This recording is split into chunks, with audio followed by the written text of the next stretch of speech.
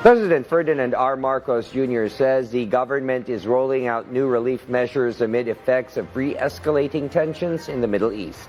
A new round of cash and under the Uplift Assistance Program is set to benefit 7.5 million low-income households. Malacanang says this expanded program will help families meet their daily needs while easing the impact of rising fuel costs. IBC News correspondent Harley Valbuena has the full report. Lisa still struggles to get out of poverty despite being a four-piece beneficiary for over a decade now. She now worries how to survive should prices of commodities rise again amid re-escalating tensions in the Middle East. Hindi na po siguro kakayanin ng gagaya namin na mahihirap na matugunan yung pangangailangan namin sa pamilya.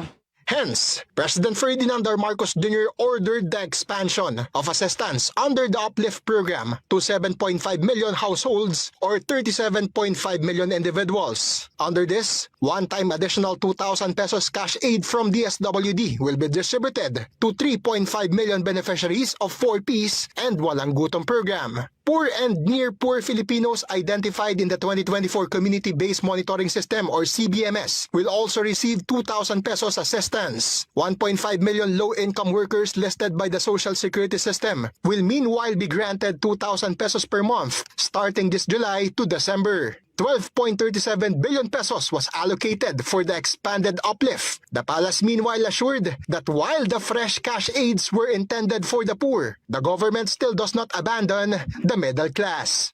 Layunin ng uplift assistance na mapangalagaan ang kakayahan ng mga pamilyang Pilipino na matustusan ang kanilang pang-araw-araw na pangangailangan. Kasabay nito, pinalawak natin ang saklaw na tulong upang mas maraming Pilipino ang makinabang sa programa. Assistance for PUV drivers and operators will also continue to prevent fare hikes. President Marcos Jr. ordered the use of digital payment systems for a faster and more convenient distribution of cash aid. Harley Valbuena, IBC News.